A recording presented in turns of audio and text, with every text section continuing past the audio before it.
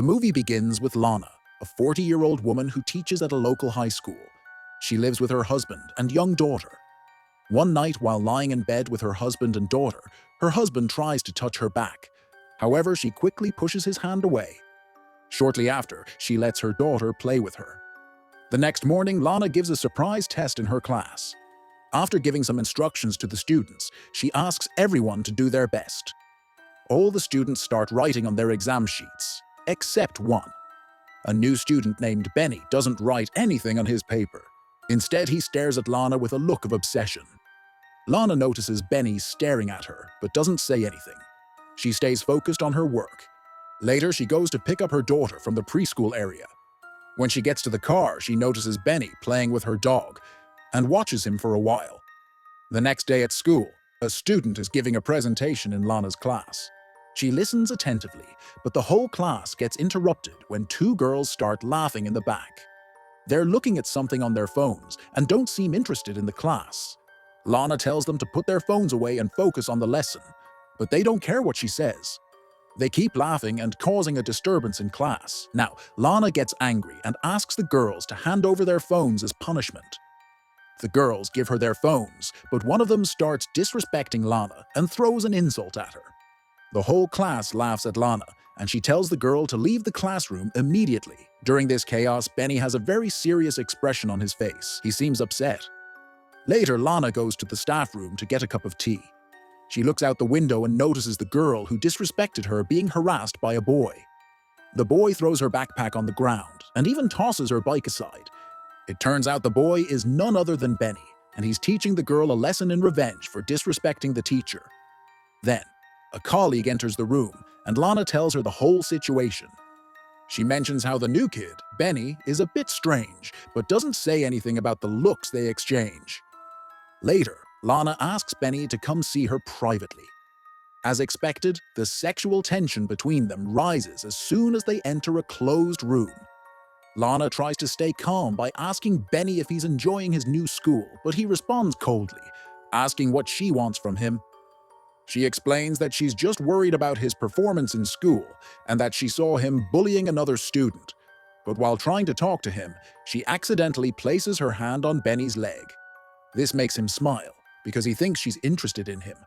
Lana quickly covers it up by asking if he expects something from her, but Benny laughs and says she can't help him. Then he gives her a mocking smile and asks if they're done for the day, to which Lana says yes before leaving the room. That same night, while grading her students' exams at home, Lana notices that Benny's grades are low compared to the others. This worries her because she wants him to improve his performance. The next day, Lana teaches her class as usual. She's about to leave when she notices Benny's backpack on the floor. She picks it up and opens it. She finds Benny's sweater inside, so she takes it out and smells it. After this, she runs to the bathroom to wash up. To her surprise, Benny comes up behind her and starts touching her inappropriately. Lana's expressions show she's enjoying it, but she tries with all her strength to make him stop. She says they shouldn't be doing this, but he doesn't listen and keeps going. Just when she's about to give in to Benny's touch, she suddenly steps back and denies him. Then she tells him this kind of situation must never happen again. Before leaving, she also warns him that if he ever tries to touch her again, she'll make sure he gets expelled. The next day at school, Lana tries to focus on her work, but she seems distracted.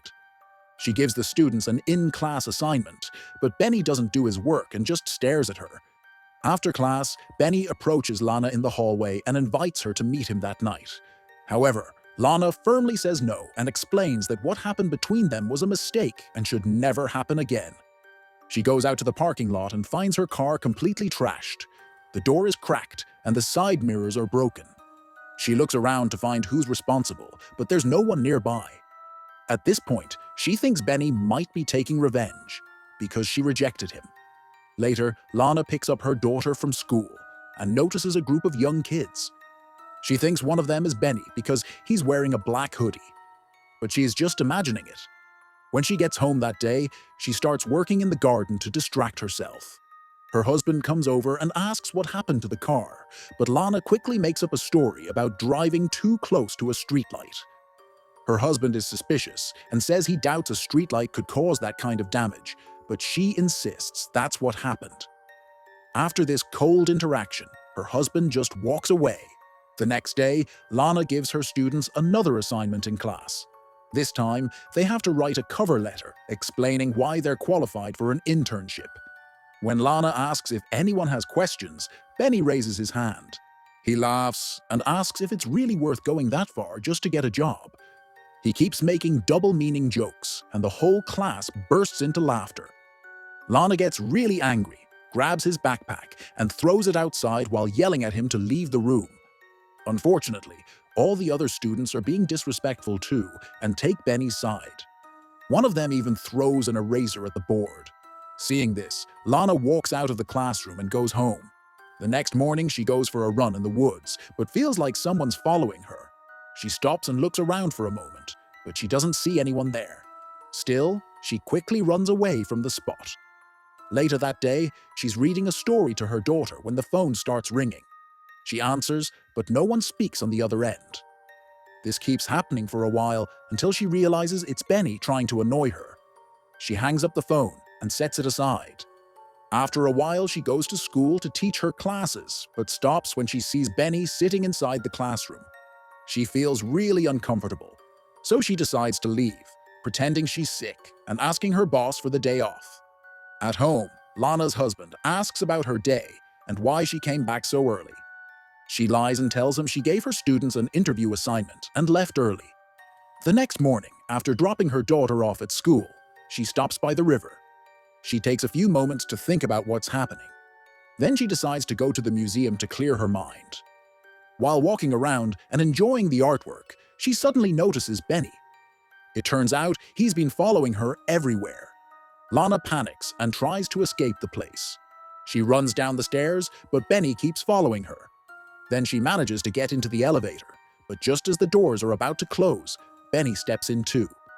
Now the two of them are trapped inside the elevator together. Benny asks her to come back to class, but she doesn't say anything. Then he starts caressing her face and touching her slowly all over. Lana feels attracted to him too, since she doesn't stop him. She tries to take his face and kiss him, but he stops her. Then he keeps kissing her neck and playing with her in the elevator. When Lana gets home that day, she tells her husband about a nightmare she had. She says that while her husband and daughter were at the beach, she saw herself being pulled into the ocean. The current was so strong that he couldn't pull her out. Lana gets really emotional while telling this dream, so her husband comforts her. The next morning, Lana goes for a run, but stops by the river for a while. She throws a rock into the sea and starts planning something. Later, she arrives at school, but instead of going to class, she sneaks into the office.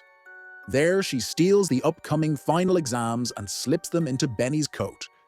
She knows someone will catch him, and that's exactly what happens. While Lana is in the staff room with other teachers, she sees Benny being stopped by security outside. They expel him from school immediately for stealing the exams, and Lana is thrilled to know he won't be a problem in her life anymore. In the next scene, Lana and her husband are enjoying a romantic moment by the lake. Suddenly, her husband disappears, and she starts to panic. Then he yells as he comes up from the water, and that's when Lana wakes up from her dream. It seems she was having another nightmare.